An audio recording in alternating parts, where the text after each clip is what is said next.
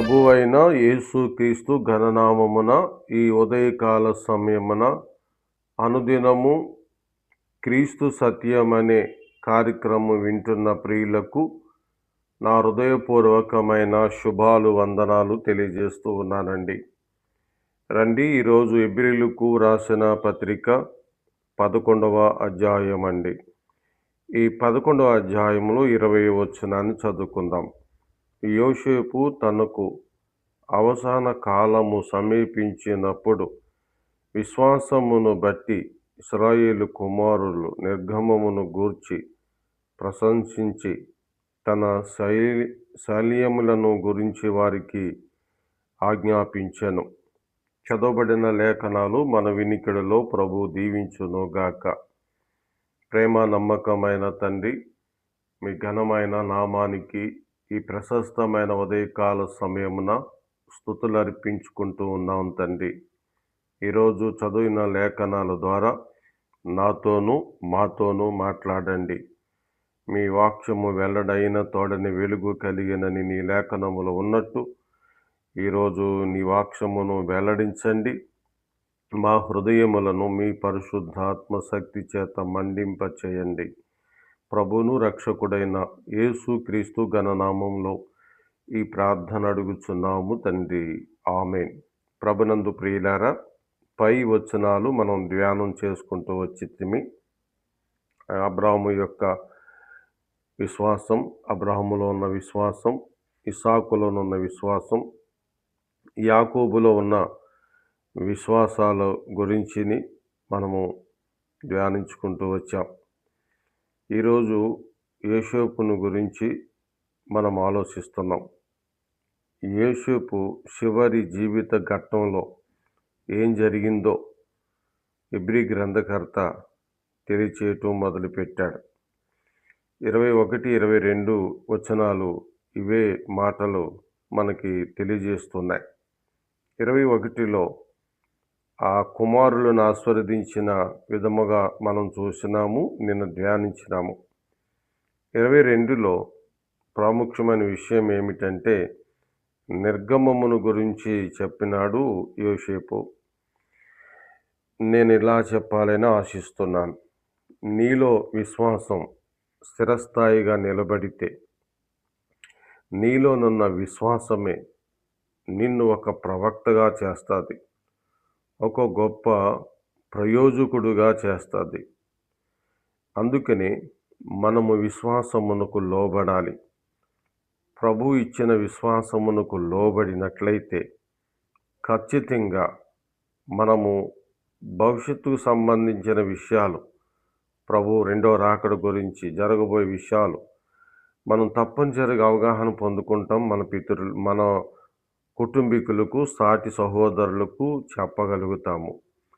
ఇలాగనే యోసేపు జరగబోయే విషయాల గురించి చెప్పడం జరిగింది. విశ్వాసమునకు లోబడండి. మీరు సొంత విశ్వాసాన్ని క్రియేట్ చేసుకోకండి. ఇలాగా కొన్ని సంఘాలే ఉన్నాయి. వారందరూ కూడా సొంత విశ్వాసంలో సంఘాలు నడిపిస్తున్నారు. వారు సొంత విషయాల్లో సొంత విశ్వాసంలోని సంఘస్థులు కూడా ఉంటూ ఉన్నారు. కాబట్టి మీరు మార్పు పొందండి. ప్రభు ఇచ్చిన విశ్వాసమునకు లోబడండి. విశ్వాసం ఒక్కటే. నానా రకాలైన విశ్వాసాలు సాతాను ప్రవేశపెట్టాడు. కాబట్టి ఆలోచన చేయండి. ఆదికాండం 50వ అధ్యాయం చివరి వచనాల్లో ఇప్పుడు మనం చదివిన ఎబ్రీ పత్రిక 11వ అధ్యాయం 21వ వచనంలో 22వ వచనంలో ఉన్న విషయాలు ఉన్నాయి.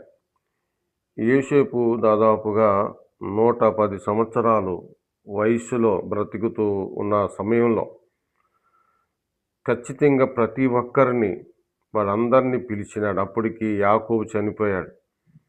ఇక యోసేపు మాత్రమే ఉన్నాడు. వీళ్ళందరూ ఐగుప్తు దేశంలో ఉన్నారు. చాలా వైభవంగా ఉన్నారు, చక్కగా ఉన్నారు.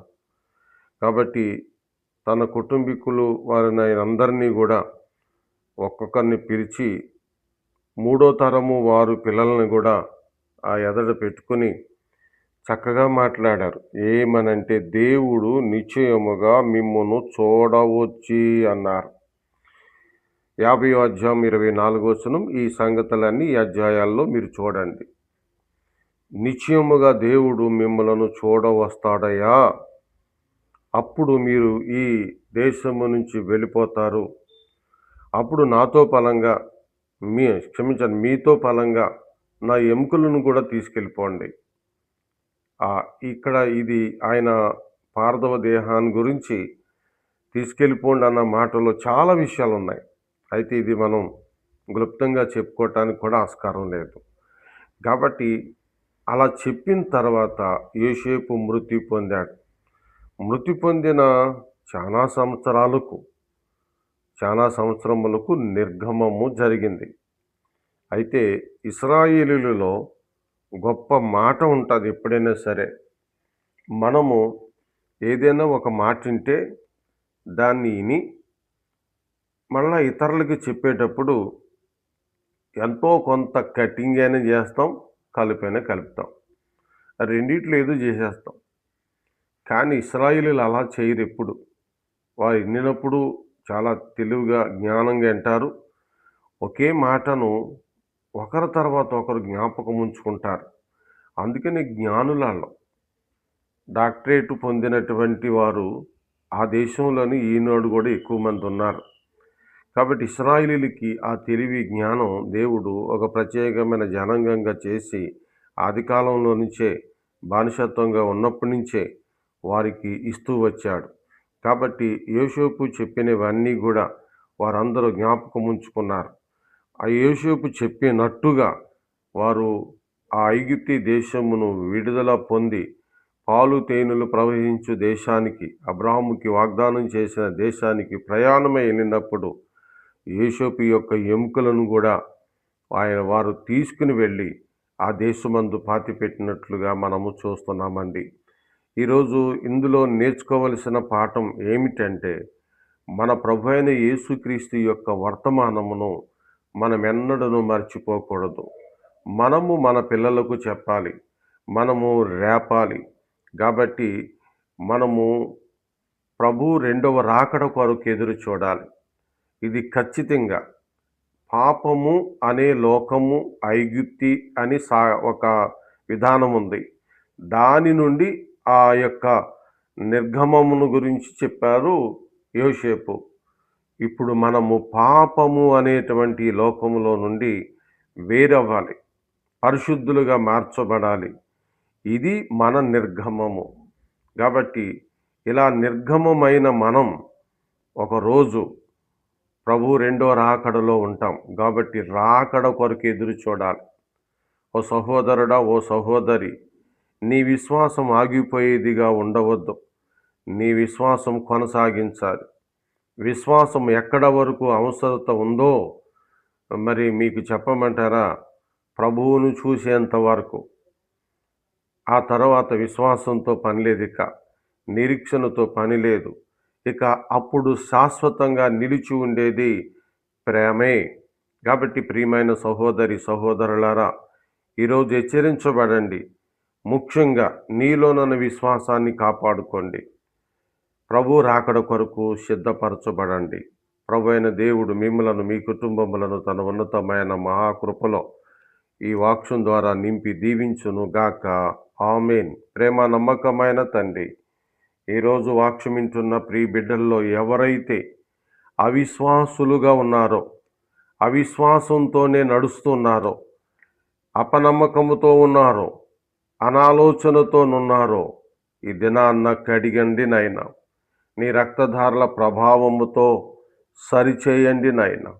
నీ ప్రియులు నిజమైన విశ్వాసమునకు లోబడుటకై వీరిలోనున్న భ్రమలు, చేదైన వేరులు తొలగించండి. అన్య బోధలు తొలగించండి. సరిచేయండి నాయనా.